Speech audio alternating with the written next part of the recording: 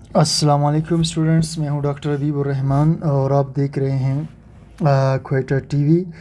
Students, आज हम stoichiometry के एक्सरसाइजेज में लेक्चर 16 को डिस्कस करने जा रहे हैं।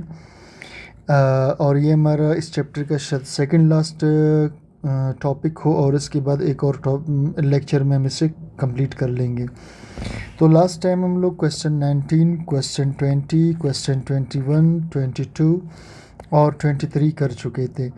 अब जनाब आज हम स्टार्ट करते हैं क्वेश्चन नंबर 24 से। अच्छा, क्वेश्चन 24 में कह रहा है how many moles are in 25 gram of each of the following. यानी फ्लोरीन का 25 ग्राम है, कार्बन डाइसल्फाइड का 24 ग्राम, फेरस सल्फेट का 24 ग्राम, निकल का 24 ग्राम और C2F2Cl2 का 25 ग्राम है। ये सारे के सारे 25 ग्राम हमें दिए गए हैं, हमने इनके मोल्स मालूम करने हैं। तो स्टूडेंट्स, बहुत ही सिंपल क्वेश्चन है। सबसे पहले हम स्टार्ट करते हैं जी फ्लोरीन से। ठीक, अब हमें दिए गए हैं क्या जी, हमें दिए गए हैं ग्राम्स। ठीक है, मास दिया गया है।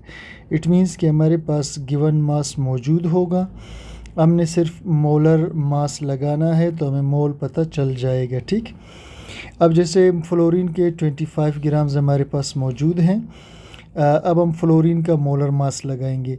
एक फ्लोरीन का मास 19 होता है और दो फ्लोरीन का मास 19 को जब 2 से मल्टीप्लाई करेंगे तो ये हमारे पास 38 हो जाएगा। तो लगा लेते हैं जी 38 यहाँ पर। अब इसके बाद हमने 25 को डिवाइड करना है 38 पर। आंसर हमारे पास आ जाता है जी 0.657। ठीक है, तो ये इसके नंबर ऑफ़ मोल्स है फ्लोरीन के।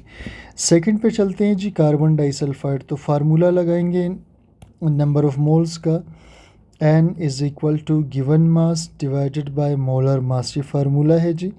गिवन मास हमारे पास वही रहेगा 25 और कार्बन डाइसल्फाइड का हमें चाहिए मोलर मास।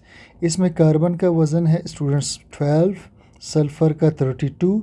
अब 32 दो दफ़ा है तो ये 64 हो जाएगा और 64 में हमने 12 को ऐड करना है। ठीक है, तो 64 में जब 12 ऐड करेंगे तो ये 76 हो जाएगा, तो नीचे आ जाएगा 76 जी। अब हमने 25 को डिवाइड करना है 76 पर, तो ये बनते हैं जी 0.32 मोल्स। ठीक, अच्छा नेक्स्ट पे मूव करते हैं जी, फेरस सल्फेट। फार्मूला लगाएंगे मोल का जी, given mass divided by molar mass. Given mass वही 25 ग्राम है, मोलर मास हमें फेरस सल्फेट का मालूम करना है। अब स्टूडेंट्स, इसमें आयरन का मास 56 होता है और सल्फ़र 32 है और ऑक्सीजन का 16 है, लेकिन 16 4 टाइम्स है, तो ये हमारे पास आएगा जी 56 प्लस 32 और 16 4 जो है ये हमारे पास 64 हो जाता है। ठीक है, 64। अब जमा करेंगे जी, 6 और 4 10 12, यहाँ हमारे पास एक बचा। 5 और 3 8, 8 और 6 जो है ये 14 और 1 ये 13 15 हो गए। ठीक है, 15 हो गए। 152 इसका मोलर मास आ गया जी। अब हमने 25 को डिवाइड करना है 152 पर, तो ये है जी 0.16 मोल्स। अच्छा, निकल पे आ जाते हैं जी। निकल का मोलर हमने मोल्स निकालने हैं, given mass divided by molar mass. Given mass वही 25 ग्राम ही रहेगा, मोलर मास हमारे पास आएगा जी इसका, निकल का मोलर मास हमने लगाना है। ठीक है, तो जनाब इसका मोलर मास आता है जी 58.6। ठीक है, अब हमने जो है 25 को डिवाइड करना है जी 58.6 पर, तो ये आ जाएगा जी 0.42 मोल्स। ठीक है, मोल्स। अच्छा जी, अब C2F2Cl2 का निकालते हैं जी। N is equal to given mass divided by molar mass. Given mass 25 है, अब इसका हमने मास निकालना है। कार्बन का मास 12 है तो 2 दफ़ा 12 24 हो जाएगा, प्लस फ्लोरीन 19 है तो 2 दफ़ा 19 38 हो जाएगा, क्लोरीन 35.5 है, तो 2 दफ़ा ये 71 हो जाएगा। तो इन सब को हमने ऐड करना है। अच्छा जी, तो इसका मास है जी 24 प्लस 38 प्लस 71, ये आया जी 133। इधर हम 133 को लगाएंगे। अब हमने 25 को डिवाइड करना है 133 पर, तो ये 0.18 मोल्स आ जाते हैं। सही। अच्छा, ये स्टूडेंट्स इस कंपाउंड का नाम है जी क्लोरोफ्लोरोकार्बन, ये वाला, ठीक है, क्लोरोफ्लोरोकार्बन इसे हम कहते हैं। सही। अच्छा जी, नेक्स्ट क्वेश्चन पे मूव करते हैं स्टूडेंट्स। ये हमारा क्वेश्चन कंप्लीट हुआ। अब हम मूव करेंगे नेक्स्ट क्वेश्चन पर।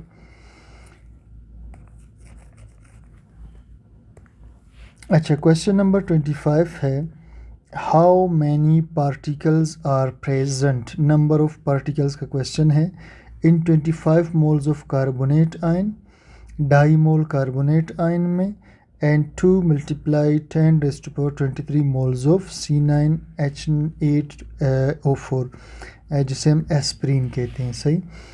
तो ये भी स्टूडेंट्स एक सिंपल सा सवाल है।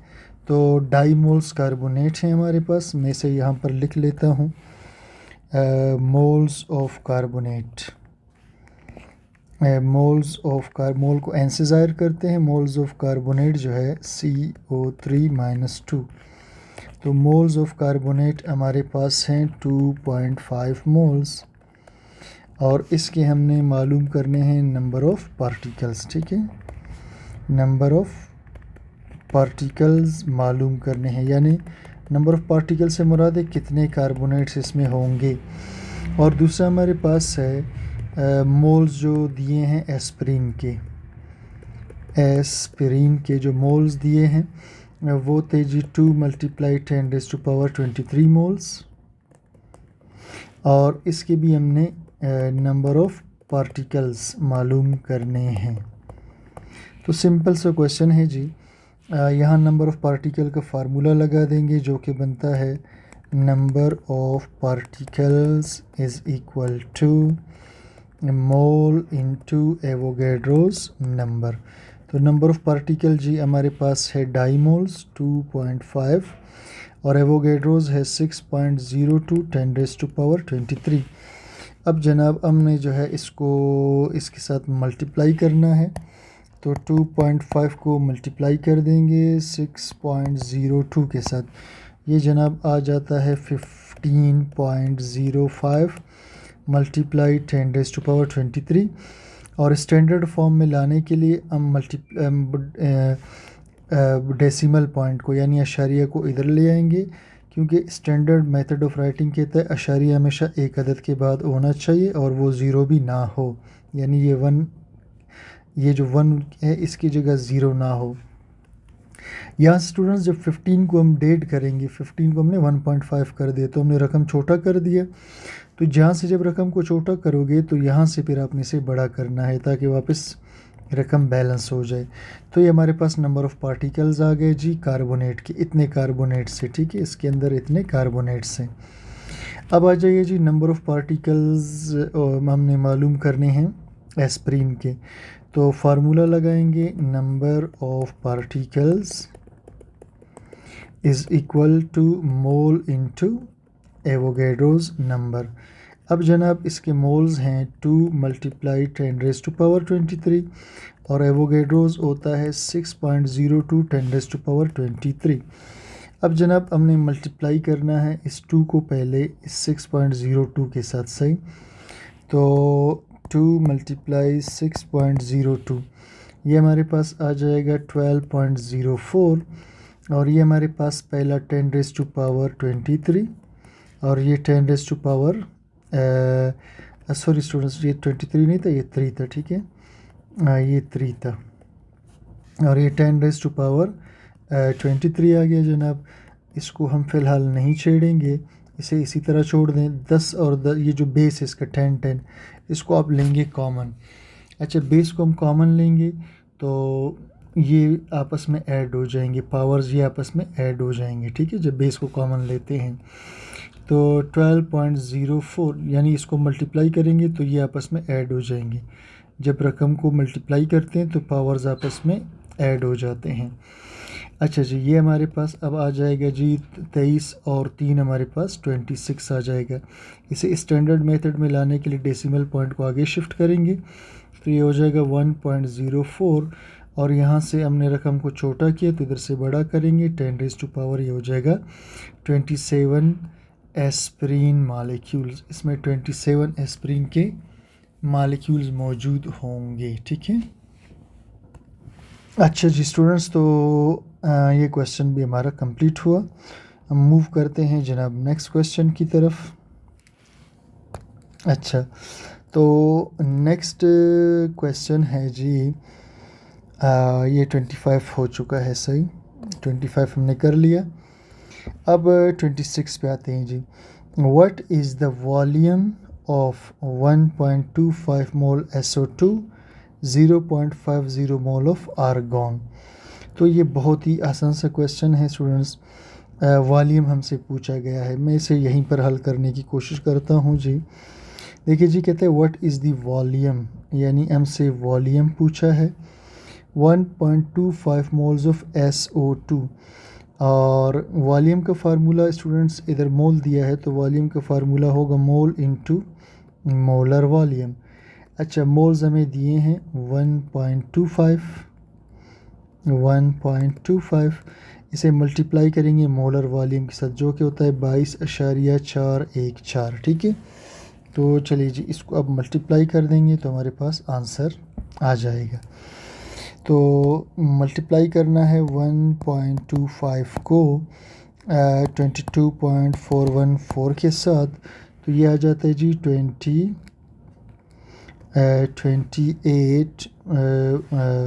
28 तकरीबन डेसीमीटर क्यूब आ जाता है। ठीक है, वॉल्यूम इसका SO2 का 28 डेसीमीटर क्यूब। और अगला है जी 0.5 मोल्स ऑफ आर्गॉन गैस। तो दोबारा फार्मूला वॉल्यूम का लगा देंगे मोल इनटू मोलर वॉल्यूम। इसके मोल्स है जी 0.5 मोल्स यानी आधे मोल्स हैं और ये 12.414 आ जाएंगे। ये स्टूडेंट्स 22.414 को जब हम 0.5 से ज़रब देंगे तो 11.2 आधा हो जाएगा। ठीक है, ये 22 का रकम आधा हो जाएगा 11.2 डेसीमीटर क्यूब। ये वॉल्यूम होगा आर्गॉन का। नेक्स्ट क्वेश्चन पे मूव करते हैं जनाब 27 पर। Butane gas is fuel. Butane gas एक फ्यूल है and use in pocket lighters और ये लाइटर्स में यूज़ होता है। इट्स मालिकुलर फार्मूला है C4H10। इसका फार्मूला है C4H10। Calculate its percentage composition. इसका परसेंटेज कंपोजिशन मालूम करना है। अच्छा जी, देखिए जी हमारे पास मालिक्यूल कौन सा है जी C4 और H10। अब मालूम क्या करना है जी, इसका मालूम करना है परसेंटेज कंपोजिशन। परसेंटेज कंपोजिशन ये मालूम करना है। अच्छा, इसका मतलब क्या है? इसका मतलब ये कि कार्बन इसमें कितना परसेंट है, हाइड्रोजन कितना है, ये मालूम करना है। अब स्टूडेंट्स इसके लिए एक फार्मूला होता है परसेंटेज कंपोजिशन का। ठीक है, तो वो फार्मूला है जी परसेंटेज कंपोजिशन यानी परसेंटेज ऑफ, चलो पहले मैं लिख लेता हूँ, percentage composition is equal to mass of element. ऊपर हम रखते हैं मास ऑफ एलिमेंट को, नीचे हम लिखते हैं मास ऑफ कंपाउंड को और फिर इसे हमने मल्टीप्लाई करना होता है 100 के साथ। सही। अब इस फार्मूले को हम अप्लाई करेंगे एक दफ़ा कार्बन के लिए और एक दफ़ा अप्लाई करेंगे हाइड्रोजन के लिए। इसके लिए सबसे पहले हमें मास ऑफ कंपाउंड चाहिए होगा। तो कार्बन का मास 12 है, हाइड्रोजन का 1। 12 4 दफ़ा कितना बनता है जनाब 48। तो 12 4 दफ़ा 48 बन जाएगा, प्लस हाइड्रोजन 10 है तो इसका मास 10 होगा, तो ये 58 इसका मास ऑफ कंपाउंड है। ये क्या चीज़ है जी, मास ऑफ कंपाउंड। मैंने कंपाउंड का मास निकाल दिया। अब जनाब मैं फार्मूला लगाऊंगा परसेंटेज कंपोजिशन का। ठीक है, परसेंटेज कंपोजिशन का फार्मूला होगा मास ऑफ एलिमेंट ये वाला, ठीक है, ऊपर वाला मास of element. Mass of element, अब कार्बन का मास कितना है जी 48 divided by mass of compound नीचे लगाना है, ये वाला सही मास ऑफ कंपाउंड, तो वो है 58। अब मैं 48 को डिवाइड करूँगा जी 58 पर, तो मेरे पास आ जाएगा अच्छा सॉरी, इसको मल्टीप्लाई करना है 100 के साथ भी, ठीक है, तो मल्टीप्लाइड विद 100, तो ये मेरे पास आएगा 82.75%। ये कार्बन की परसेंटेज है, ठीक है, ये परसेंटेज ऑफ कार्बन में इसको बोलूँगा। और अब परसेंटेज ऑफ हाइड्रोजन हमने मालूम करना है जी, तो मास ऑफ एलिमेंट हाइड्रोजन का मास जो कि कितना बनता है जी 10 बनता है, इसे लगा लेते हैं। मास ऑफ कंपाउंड 58 बनता है, इसको 100 से मल्टीप्लाई कर देना है, तो 10/58 मल्टीप्लाइड विद 100 इज़ 17.2, तो ये तकरीबन 17.2% आ गया परसेंटेज ऑफ हाइड्रोजन, ठीक। चलिए जी नेक्स्ट क्वेश्चन पे मूव करते हैं, क्वेश्चन नंबर 28 पर। जनाब क्वेश्चन 28 में कहता है calculate the percentage of oxygen in each of the following, यानी इसमें ऑक्सीजन की परसेंटेज क्या है निकाल दो, इसमें कितना है, इसमें कितना है, इसमें कितना है और इसमें कितना है। अच्छा जी, तो चलिए जी स्टार्ट करते हैं। सबसे पहले मैं थोड़ा सा यहाँ पर स्पेस तो चलिए जी बिस्मिल्लाह करते हैं जी। SO2 पहला इसके अंदर है जी SO2 ये वाला, ठीक है। सबसे पहले क्योंकि परसेंटेज कंपोजिशन के लिए मैं मास ऑफ कंपाउंड चाहिए होगा, तो मैं लिखता हूँ जी SO2 का मास पहले। इसमें सल्फ़र का वज़न 32 है प्लस ऑक्सीजन 16 है, 2 दफ़ा 16 फिर 32 होगा, तो इसका मास आता है 64। तो मुझे ऑक्सीजन का परसेंटेज चाहिए, ठीक है, तो परसेंटेज ऑफ ऑक्सीजन, अच्छा मास ऑफ एलिमेंट लिखेंगे, ऑक्सीजन का मास यहाँ पर 32 है, तो इसे लिखेंगे बटा मास ऑफ कंपाउंड, ज़रब देंगे इसको 100 के साथ, ठीक है जी। तो देखते हैं ज़रा क्या आता है जी। 32 divided by 64 and then multiplied with 100, ये आ गया जी 50% इसमें ऑक्सीजन है, ठीक।